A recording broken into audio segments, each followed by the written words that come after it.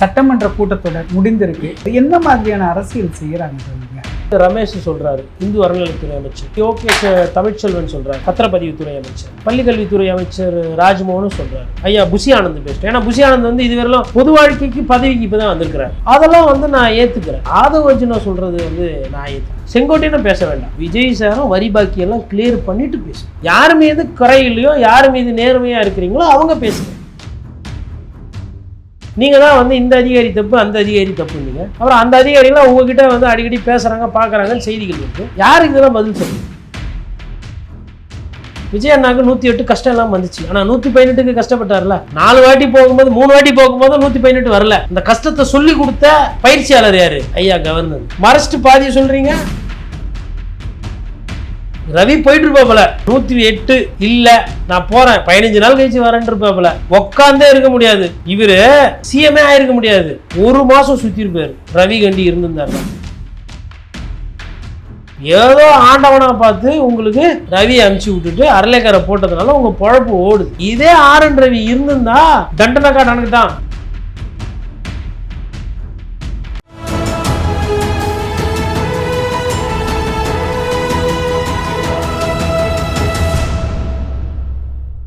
தமிழரம் நேயர்களுக்கு வணக்கம். இன்று நம்முடைய மூத்த பத்திரிகையாளர் திரு கோட்டீஸ்வரன் அவர்கள் இணைந்துள்ளார். சார் வணக்கம். சார் வணக்கம். நேயர்களுக்கு அன்பு வணக்கம்.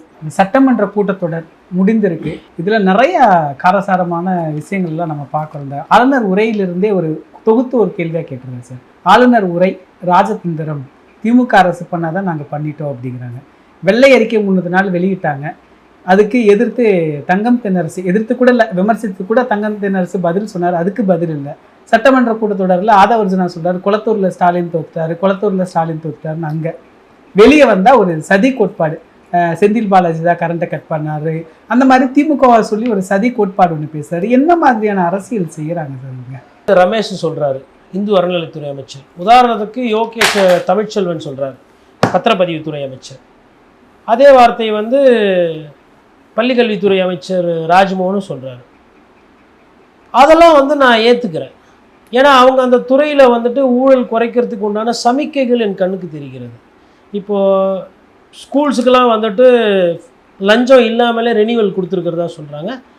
சம்மந்தப்பட்ட அந்த பயனை அடைஞ்சவங்க வந்து பத்திரிகையில் வந்து பேட்டி கொடுத்துட்டு போகிறாங்க. இது 5 லட்சம் 10 லட்சம் வாங்குவாங்க, ₹10 இல்லாமல் ராஜ்மோகன் வந்து கையெழுத்து போட்டு கொடுத்துட்டாரு. அப்போது எவ்வளோ பள்ளிகள் இருக்குது, ப்ரைவேட் பள்ளி. இப்போ ரெனிவலுக்கு வாங்கணுன்னா ராஜ்மோகன் வந்து கோடியில் சம்பாரிச்சிருக்கலாம் இல்லையா? வழக்கமாக கொடுக்குறது தான். அந்த பிஏகியை பார்த்துட்டு யாரோ ஒரு ஆளை பார்த்துட்டு வழக்கமாக என்ன ப்ரொசீஜரோ அது மாதிரி பண்ணிவிடுங்க அப்படின்னு சொல்லிட்டு கல்லா கட்டுன்னு போனால் வீட்டில் மிஷினை வச்சு நோட் என்ற மிஷினை போய்ட்டு வாங்கினா யாருன்னா தெரிய போதான் துறை அமைச்சருக்கு தான் இந்த பணம் போகுது, துறை அதிகாரி யாரோ வாங்கிட்டாங்க, இல்லை துறையில் யாரோ பண்ணிட்டாங்க அப்படின்ற மாதிரி போயிடும். ஆனால் அப்போ ஒரு விஷயம் காசுன்னு இருந்தது ஒன்று ஃப்ரீயாக நடக்குது.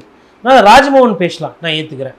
பத்திரப்பதிவு துறையில் அங்கங்கே ரெய்டு நடக்குது. இப்போ பயப்படுறாங்க, பழைய அளவுக்கு காசு கேட்கறது இல்லை அப்படின்னு இந்த இடைத்தரகர்கள் வேலை பார்ப்பாங்க இல்லையா, அவங்க சொல்கிறாங்க இது மாதிரி குறைஞ்சிருக்கு கோட்டி அப்படின்னு. நான் அதையும் ஏற்றுக்கிறேன். அறநிலைத்துறையில் வந்துட்டு சாமியை பார்க்க போகிறவங்க வந்து காசு அதிகமாக கொடுத்து யாருன்னா அந்த புரோக்கருங்கிட்டலாம் கொடுத்து பண்ணால் அவங்கள போலீஸ்லேயே பிடிச்சி கொடுங்கன்னு சொல்லிட்டு காவல்துறையில் கம்ப்ளைண்ட்டு அமைச்சரே போய் ஒருத்தனை பிடிக்கிறாரு. அது நான் ஏற்றுக்கிறேன். இந்த 3 பேர் இல்லை இன்னும் வேறு யாரெல்லாம் எல்லாம் பண்ண பேசுகிறான். நான் ஆதவ அர்ஜுனா சொல்கிறது வந்து நான் ஏற்றுக்க மாட்டேன். நீங்கள் அம்மா லீமா ரோஸு நீங்கள்லாம் எந்தெந்த கட்சியில் இருக்கீங்கன்றது முக்கியம் இல்லை. அப்புறம் உங்களோட மாமா ஒருத்தர் இருக்கிறார் ஜான் பிரிட்டோ, அவர் போதை பிரச்சனைலாம் எங்களுக்கு இல்லைங்க, நாங்கள் அந்த வியாபாரம்லாம் பண்ணுறோம், நாங்கள் ஒரு லாட்ரி தான். அது போதை ஆசாமி பிரிட்டோ வேறு, நான் வேறு.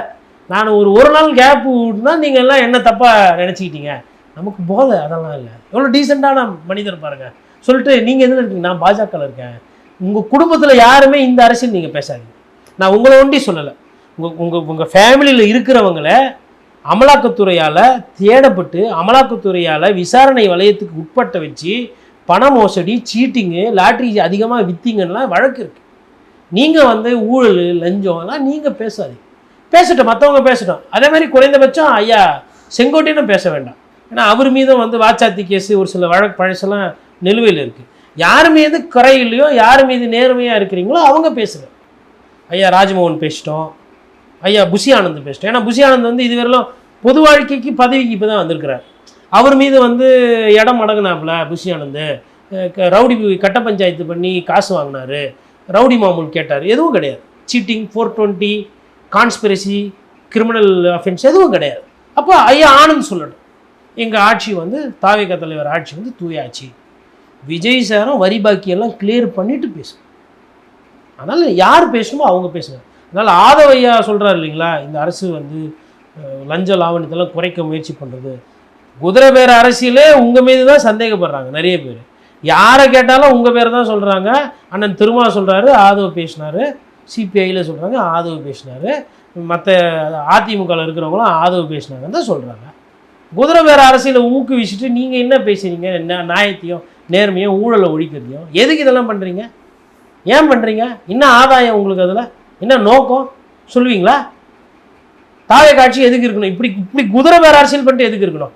லஞ்சத்தை ஒழிச்சிட்டு மக்கள்கிட்ட நல்ல சேவை செய்தால் ஆட்டோமேட்டிக்காக ஆட்சி திருப்பி வரும்போது நீங்கள் தான் வந்து இந்த அதிகாரி தப்பு அந்த அதிகாரி தப்புன்னீங்க. அப்புறம் அந்த அதிகாரிகளாம் உங்ககிட்ட வந்து அடிக்கடி பேசுகிறாங்க பார்க்குறாங்கன்னு செய்திகள் வருது. யாருக்கு இதெல்லாம் பதில் சொல்கிறது? ரொம்ப நாள் கழிச்சு கவர்னரை பாராட்டி பேசுகிற வாய்ப்பு எனக்கு கிடச்சிது. அது ஐயா அர்லேக்கர் விவகாரத்தில் கவர்னர் வந்து கூப்பிட்டு பதவி பிரமாணம் அவருக்கு பண்ணி வைக்கணும்னு கூட அவங்கள ஒரு சிலர் விமர்சனம் பண்ணாங்க. நான் அப்போ என்ன சொன்னேன்னா, ஒரு பத்திரிகையாளராக 118 இருந்தால் அவர் கூப்பிடலாம், 118 இல்லை கம்மியாக இருக்குன்னா அவரோட பர்வியூ, போய் 118 வாங்கினுவாங்க. வேறு யாருக்கிட்டலாம் கேட்குறீங்களோ கேட்டு வாங்கினுவாங்க. 4 பேர்கிட்ட போய் கஷ்டப்பட்டு கேட்டால் தான் அது எவ்வளோ கஷ்டம்னு தெரியும். இப்போ நான் ராஜா வீட்டு கண்டுக்குட்டியாக இருக்கிறேன், எங்கள் அப்பா வந்து எனக்கு பைக் வாங்கி கொடுத்தாரு, கார் வாங்கி கொடுத்தாருன்னா அது எவ்வளோ, அது எப்படி வந்துச்சு, இல்லை என்ன அவரே பணம் கஷ்டப்பட்டாமல் படிக்க வைக்கிறாருன்னா எனக்கு கஷ்டம் தெரியுமா? விஜய் அண்ணாவுக்கு 108 கஷ்டம் எல்லாம் வந்துச்சு, ஆனால் 118க்கு கஷ்டப்பட்டார்ல. அந்த கஷ்டத்தை சொல்லி கொடுத்த அந்த பயிற்சியாளர் யார்?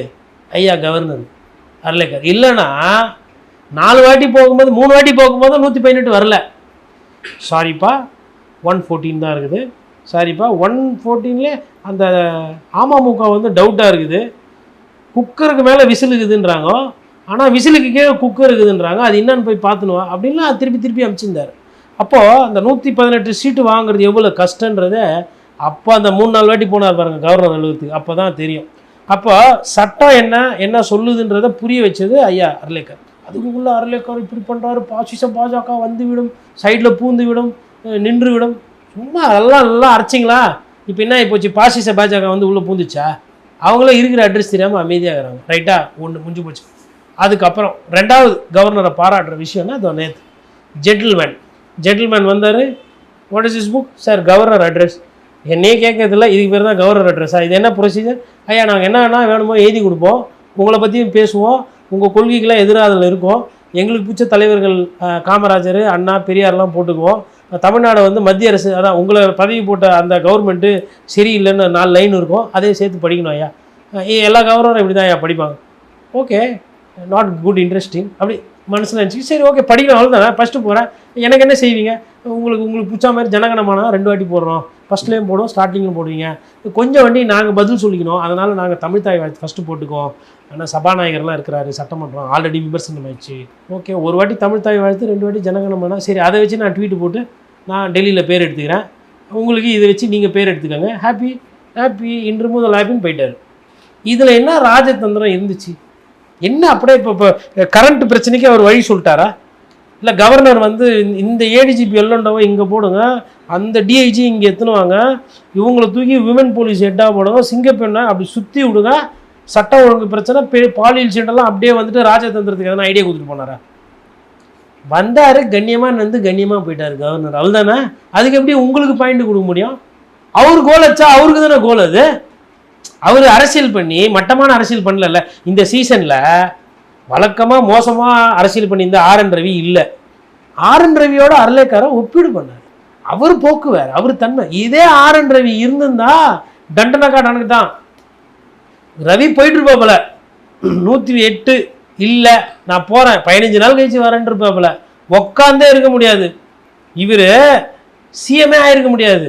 ரவி கண்டி இருந்திருந்தாருன்னா என்ன பண்ணுவீங்க? கோர்ட்டுக்கு போவீங்க. கோர்ட்டுன்னா கேட்கும் கவர்னரை, அப்பா அண்ணாப்பா 108 பேர் 108 எம்எல்ஏ ஜெயிச்சிக்கிறான் கொடுப்பா. இல்லையா 118 தான் கொடுக்கணும்னு சட்டம் சொல்லுது. கோர்ட்டு சொன்னால் கவர்னர் சொல்லுவார், அந்த கவர்னர் சொல்லுவார்.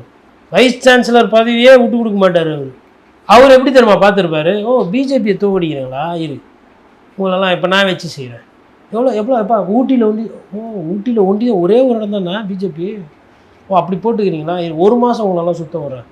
ஒரு மாதம் சுற்றிருப்பார் ரவி கண்டி இருந்திருந்தாருன்னா. ஏதோ ஆண்டவனாக பார்த்து உங்களுக்கு ரவியை அமுச்சு விட்டுட்டு அரளைக்கரை போட்டதுனால உங்கள் பொழப்பு ஓடுது. ரவியாக இருந்தால் என்னத்துக்கு என்ன பண்ணியிருப்பாப்புல? நோட்டீஸ் அனுப்பிச்சிருப்பாப்புல. யாருக்கு? சபாநாயகருக்கு. என்னப்பா இந்த குக்கரை காணும் தேடினுங்கிறாரு. குக்கர் எடுத்து நீங்கள் வச்சுக்கிறீங்களா? சரி, விசில் மேலே ஆசை இருந்தால் விசிலை ஒண்டியத்துன்னு குக்கரை திருப்பி கொடுக்க வேண்டியதுதானே அப்படின்னு லெட்டர் எழுதியிருப்பார் சபாநாயகருக்கு. இதை பேசுகிறதுக்கு உங்களுக்கு முடியல. இப்போ கம்பேர் பண்ணலாம். ரவி என்ன மாதிரியான கவர்னராக இருந்தார், அரளைக்கர் என்ன மாதிரியான இருந்தார், ராஜதந்திரம்னு சொல்லிட்டு. ஏன்னா இப்போ இருக்கிற இளைஞர்களுக்கு தெரியாதுல்ல ரவி என்னெல்லாம் பண்ணாருன்னு. மறைச்சிட்டு பாதியை சொல்கிறீங்க. இது மாதிரி இந்த திசை திருப்புற வேலை, மடைமாற்றம். கால் ஸ்பேடு.